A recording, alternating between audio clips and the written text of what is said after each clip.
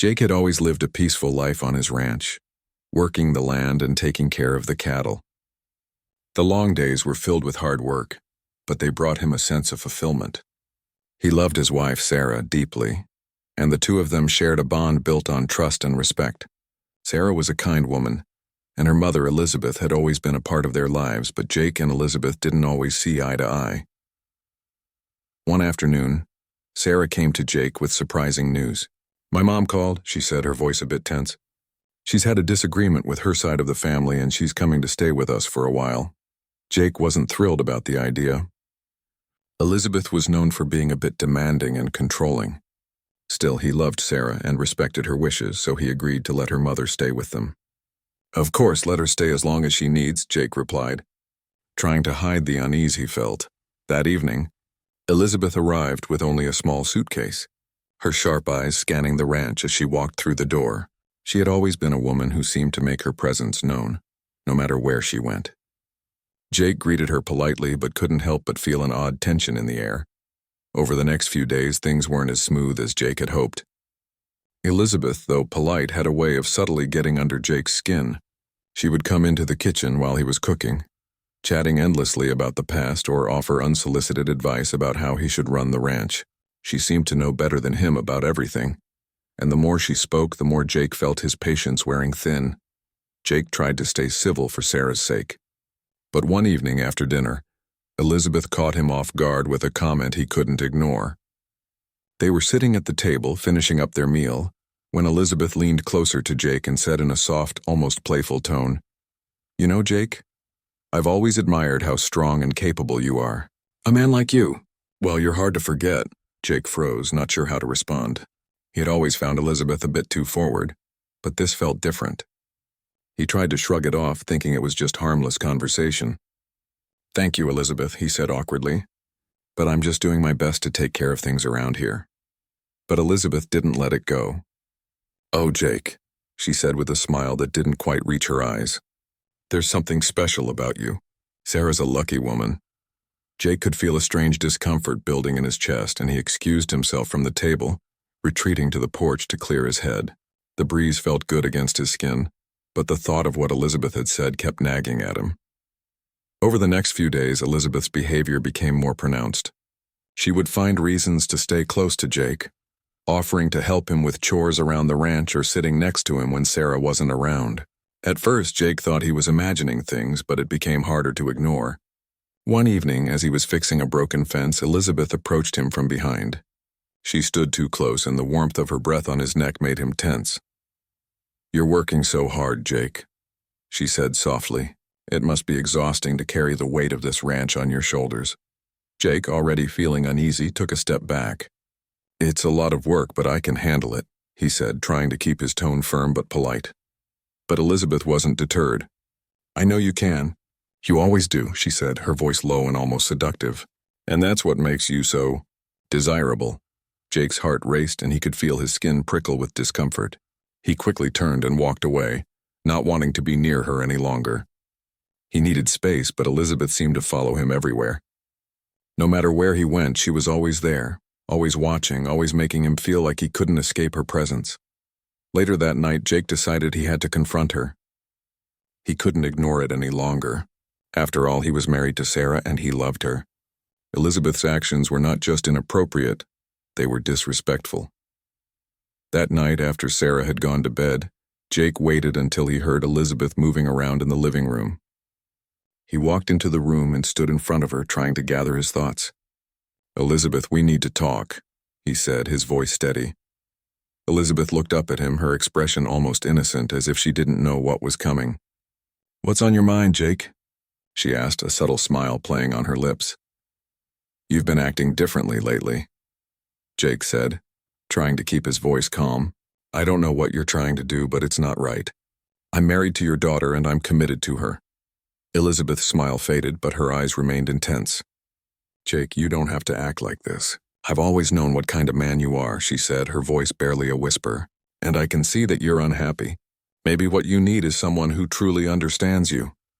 Jake took a deep breath, fighting the anger and confusion building inside him. "I'm not going to do this," he said firmly. "You're my mother-in-law, and that's all you'll ever be." Elizabeth didn't argue. She didn't even seem upset. Instead, she simply nodded as if she had been expecting his response. "I see," she said quietly. "But don't think I'll just leave. I'm staying here for as long as I need to." Jake's heart sank. What had he gotten himself into? He had never expected things to escalate this far. Elizabeth was still his mother-in-law, but now things had changed. He didn't know what to do next, but he knew one thing for sure. The situation was no longer as simple as he had thought. The next morning, Jake woke up with a heavy feeling in his chest.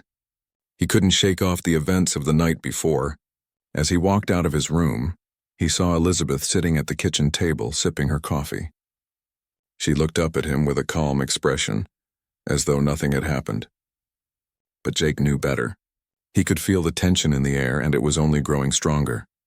He tried to ignore her as he went about his morning routine, preparing breakfast. The smell of sizzling bacon filled the air, but it didn't bring him any comfort. It was hard to concentrate on anything with Elizabeth's presence hanging over him like a dark cloud. Jake knew he had to act fast. If he let this continue, it would only get worse. He needed to talk to Sarah and explain everything. But every time he tried to bring it up, something held him back. He didn't want to hurt her, and he didn't want to believe that her mother was capable of such behavior. He wasn't sure how Sarah would react. Would she believe him? Would she stand by him? As the day wore on, Jake's nerves only grew worse. Elizabeth seemed to be everywhere, following him around the ranch as he worked. She would offer help with the chores, always standing just a little too close for comfort. He could feel her eyes on him, and it made his skin crawl. When Sarah left to run errands in town, Jake decided it was time to confront Elizabeth again. This time he wouldn't back down. He couldn't. It was the only way to put an end to the uncomfortable situation before it spiraled out of control. He found Elizabeth in the living room, sitting on the couch, reading a book. The moment she saw him, she set the book down and smiled as if she were expecting him. "Jake, what's the matter?" she asked, her voice soft and soothing. "I need to talk to you," Jake said firmly, standing in front of her.